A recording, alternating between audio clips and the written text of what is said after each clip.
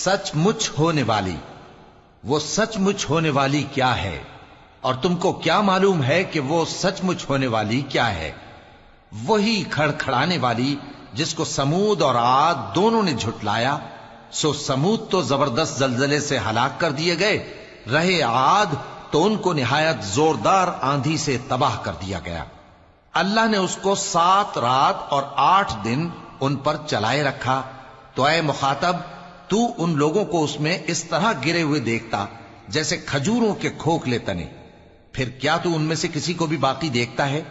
اور فرعون اور جو لوگ اس سے پہلے تھے اور وہ جو الٹی ہوئی بستیوں والے تھے، سب گناہ کے کام کرتے تھے، سو انہوں نے اپنے پروردگار کے پیغمبر کی نافرمانی کی تو اللہ نے بھی ان کو بڑا سخت پکڑا۔ جب پانی طغیانی پر آیا تو ہم نے تم لوگوں کو کشتی میں سوار کر لیا تاکہ اس کو تمہارے لیے یادگار بنائیں اور یاد رکھنے والے کان اسے یاد رکھیں۔ پھر جب سور میں ایک بار پھونک مار دی جائے گی اور زمین اور پہاڑ دونوں اٹھا لیے جائیں گے، پھر ایک بار ہی توڑ پھوڑ کر برابر کر دیے جائیں گے، تو اس روز ہو پڑنے والی یعنی قیامت ہو پڑے گی، اور آسمان پھٹ جائے گا تو وہ اس دن کمزور ہوگا، اور فرشتے اس کے کناروں پر ہوں گے، اور تمہارے پروردگار کے عرش کو اس روز 8 فرشتے اپنے اوپر اٹھائے ہوں گے۔ اس روز تم لوگ سب پیش کیے جاؤ گے اس طرح کہ تمہاری کوئی پوشیدہ بات چھپی نہ رہے گی۔ اب جس کا اعمال نامہ اس کے داہنے ہاتھ میں دیا جائے گا وہ دوسروں سے کہے گا کہ لیجئے میرا نامہ اعمال پڑھیے، مجھے یقین تھا کہ مجھ کو میرا حساب کتاب ضرور ملے گا۔ پس وہ شخص من مانے عیش میں ہوگا، یعنی اونچے باغ میں جس کے میوے جھکے ہوئے ہوں گے۔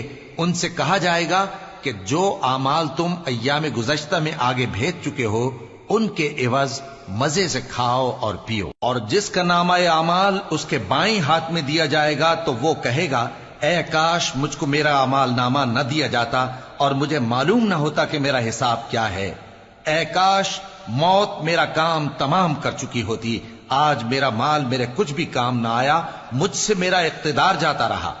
حکم ہوگا کہ اسے پکڑ لو، اب اسے طوق پہنا دو، پھر دوزخ کی آگ میں اسے جھونک دو، پھر زنجیر سے جس کی لمبائی 70 گز ہے جکڑ دو۔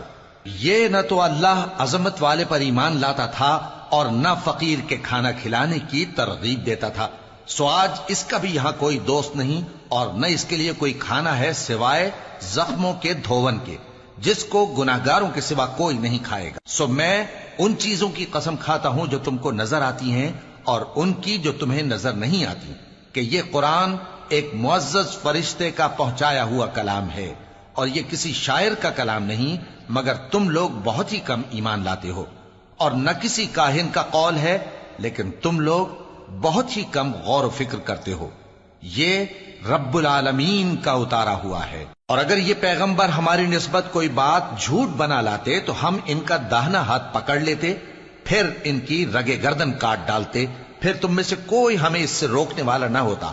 اور یہ کتاب تو پرہیزگاروں کے لیے نصیحت ہے، اور ہم جانتے ہیں کہ تم میں سے بعض اس کو جھٹلانے والے ہیں۔ نیز یہ کافروں کے لیے موجب حسرت ہے، اور کچھ شک نہیں کہ یہ یقین کرنے کے لائق ہے۔ سو تم اپنے پروردگار عظیم کے نام کی تسبیح کرتے رہو۔